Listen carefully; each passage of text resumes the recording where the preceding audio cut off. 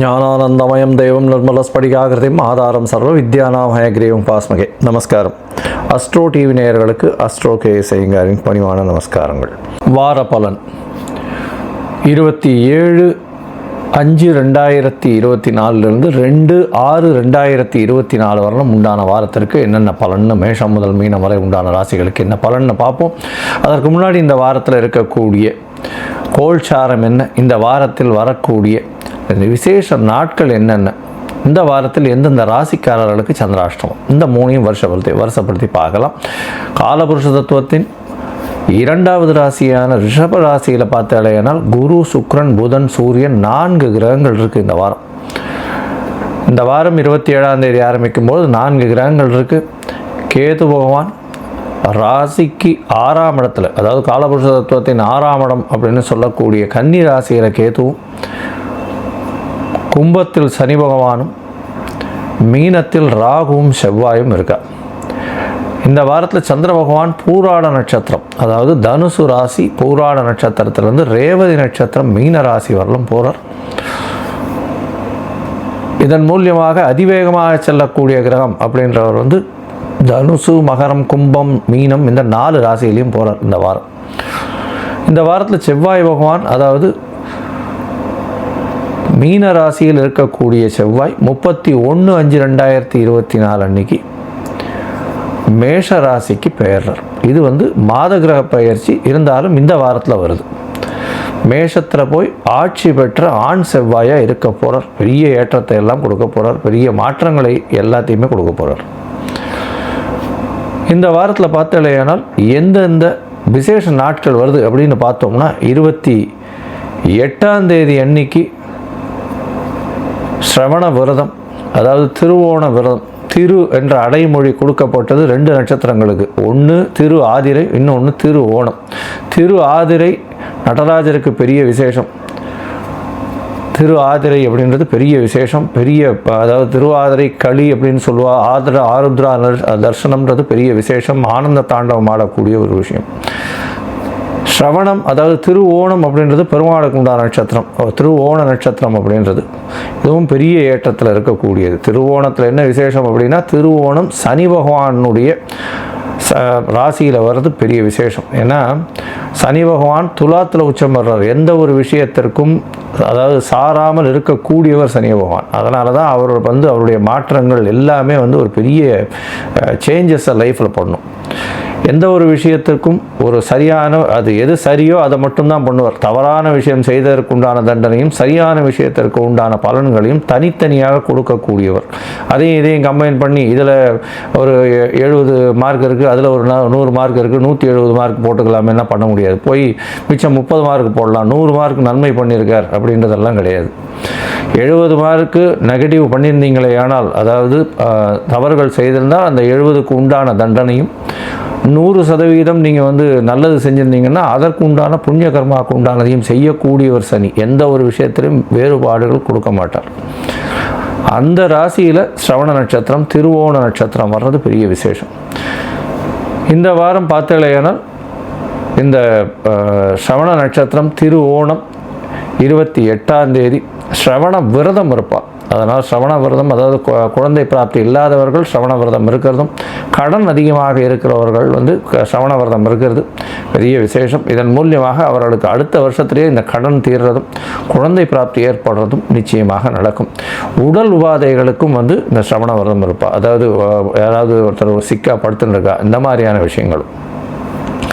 28ஆம் தேதி இந்த கத்திரி வெயில் அப்படின்னு சொல்லக்கூடிய அக்னி நட்சத்திரம் முடியறது. அதாவது சாயந்தரம் முடியறது. ப்ராக்டிக்கலி பார்த்தா அடுத்த நாள் கார்த்தால சூரிய உதயத்தும் போது அக்னி நட்சத்திரம் இல்லாமல் இருக்கும். அக்னி நட்சத்திரத்தை விட்டு வெளியே வந்துடும். அதாவது பரணி, கிருத்திகை, ரோகிணி 2ஆம் பாதம் வரலும் இருக்கக்கூடிய நட்சத்திரத்தை அக்னி நட்சத்திரம்னு சொல்கிறோம். சூரியன் இருக்கிற நட்சத்திரம், சந்திரன் இருக்கிற நட்சத்திரம் இல்லை, சூரியன் இருக்கிற நட்சத்திரத்தை சொல்கிறோம். இந்த நட்சத்திரம் பிரகாரம் ரோகிணி 2ஆம் பாதத்தை தாண்டர், அதாவது சூரிய பகவான். இதன் மூலியமாக அக்னி நட்சத்திரம் காலகட்டம் முடியறது. அதீதமான வெயில் காலகட்டம் குறையிறது. இது ஒரு நல்ல விசேஷம். இதற்கு பிறகு உங்களுக்கு அதாவது மழை சலனங்கள் இருக்கும். அதை தவிர வெப்பங்கள் கொஞ்சம் கொஞ்சமாக படிப்படியாக கம்மியாகக்கூடிய வாய்ப்புகள் நிச்சயமாக உண்டு. இந்த வாரத்தில் பார்த்தாலேயானால் உங்களோட, அதாவது பொதுவாக 2/6/2024 அன்னைக்கு வைஷ்ணவ ஏகாதசி. வைஷ்ணவ ஏகாதசி, ஏகாதசியினுடைய ஏகாதசி பார்த்தாலேயானால் உபவாசம் இருந்து பெருமாளை தியானம் பண்ணி பெருமாளுக்கு உண்டான ஸ்லோகங்களை சொல்லி பண்ணுறதன் மூலியமாக மோட்சம் கிடைக்கிறதுன்ற ஒரு நம்பிக்கையில் வைஷ்ணவர்கள் இருக்கிறார். இந்த வைஷ்ணவ ஏகாதசிக்கும் மிச்ச ஏகாதசிக்கும் என்ன வித்தியாசம்னா, வைஷ்ணவ ஏகாதசின்றது சூரிய உதயத்திலிருந்தே ஏகாதசி இருந்தால் மட்டும்தான் வைஷ்ணவ ஏகாதசின்னு எடுத்துக்கொள்ளப்படும். ஒரு நாழிகையோ அரை நாழிகையோ 10 வினாழிகையோ இந்த மாதிரி ஒரு தசமி சேர்ந்து இருந்துட்டேனால் அது வைஷ்ணவ ஏகாதசியாக எடுத்துக்கொள்ளப்படாது.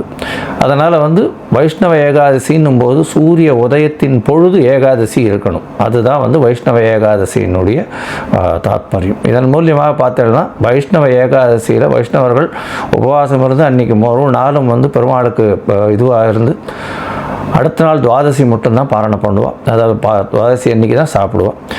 அந்த வயசானவா இவெல்லாம் சொஜ்ஜி பண்ணுறது சாப்பிட்டு சொஜ்ஜி பண்ணி சாப்பிட்றது வழக்கமாக இருக்கும். சரி, இந்த வாரம் எந்தெந்த ராசிக்காரர்களுக்கு சந்திராஷ்டமம் அப்படின்னு பார்த்தோம்னா, ரிஷபம், மிதுனம், கடகம், சிம்மம், இந்த 4 ராசிக்காரர்களுக்கு சந்திராஷ்டமம்னா உங்களுடைய ராசிக்கு 8ஆம் இடத்துல சந்திர பகவான் போகிறத சந்திராஷ்டமம்னு சொல்கிறோம்.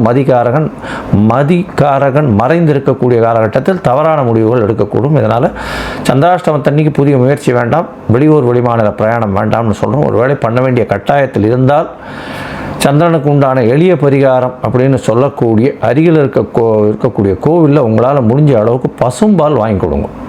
பசும்பால் வாங்கி கொடுக்கறதன் மூலியமாக சந்திராஷ்டமத்தின் தாக்கம் நிச்சயமாக குறையும். சரி, இப்போ ஒரு ராசியாக மேஷம் முதல் மீனம் வரை இந்த 27/5/2024 2/6/2024 வரை உண்டான பலன்களை பார்க்கலாம். அதுக்கு முன்னாடி என்னுடைய மொபைல் நம்பர் ஸ்காலில் வந்துருக்கும், கீழே வந்துருக்கும். உங்களுக்கு அஸ்ட்ராலஜிக்கல் கன்சல்ட் தேவைப்பட்டதுன்னா என்னுடைய மொபைலுக்கு ஃபோன் பண்ணுங்க.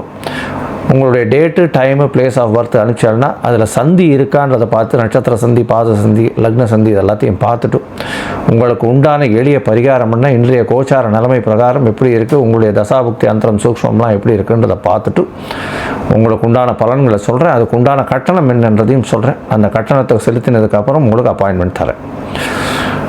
இப்பொழுது மேஷம் முதல் மீனம் வரை 27/5/2024 2/6/2024 வரை உண்டான பலன்கள் பார்க்கலாம். தனுசு, மூலம், பூராடம், உத்திராடம் இந்த 3 நட்சத்திரம் 9 பாதங்களை கொண்ட ராசி. ராசியின் அதிபதினு சொல்லக்கூடிய ஒரு குரு பகவான் ராசிக்கு 6ஆம் இடத்துல இருக்கார்.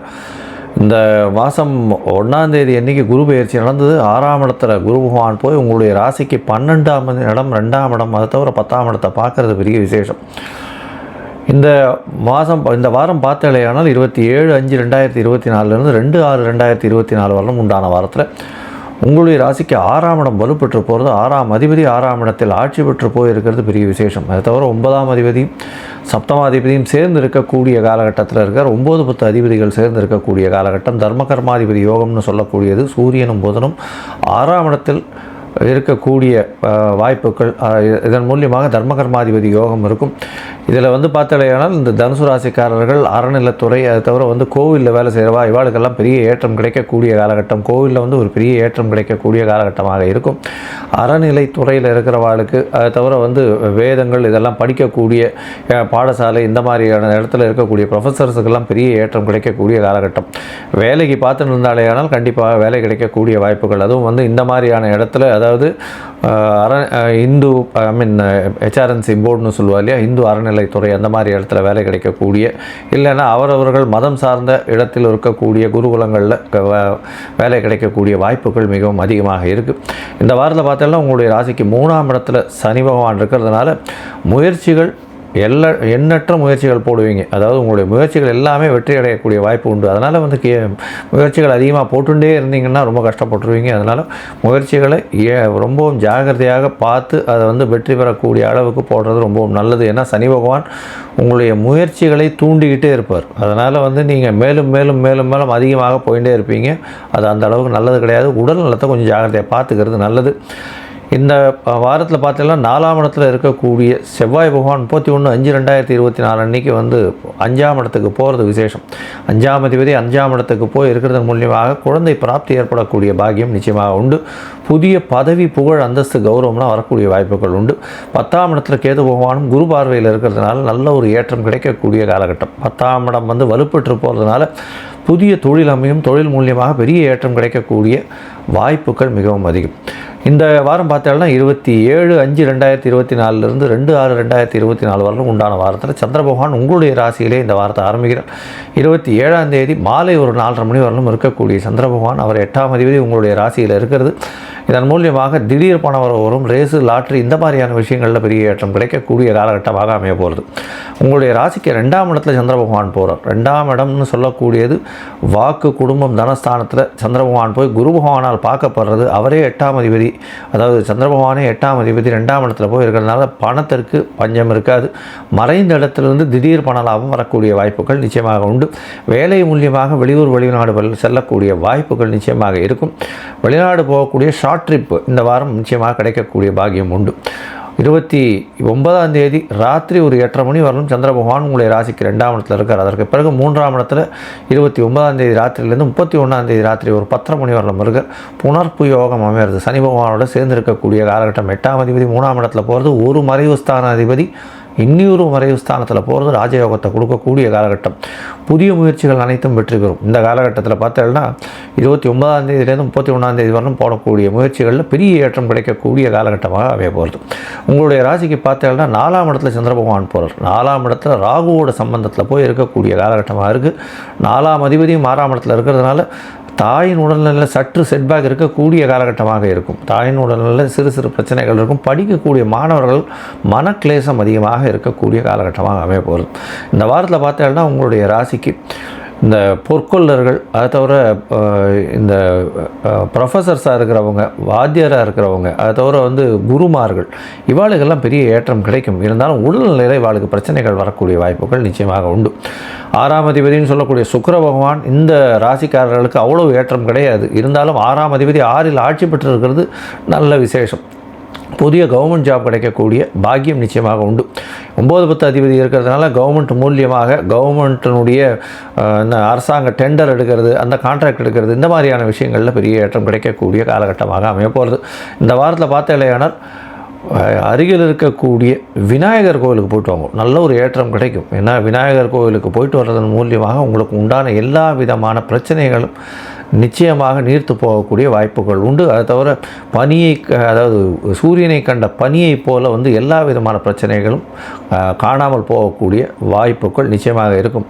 அருகில் இருக்கக்கூடிய விநாயகர் கோவிலுக்கு போயிட்டு தேங்காய் வந்து ஒரு 10 தேங்காய் உடைச்சிட்டு வாங்க, நல்ல ஒரு ஏற்றமும் மாற்றமும் இந்த வாரம் உங்களுக்கு கிடைக்கும். லோகா சமஸ்தா சுகினோ பவந்து. நன்றி, நமஸ்காரம்.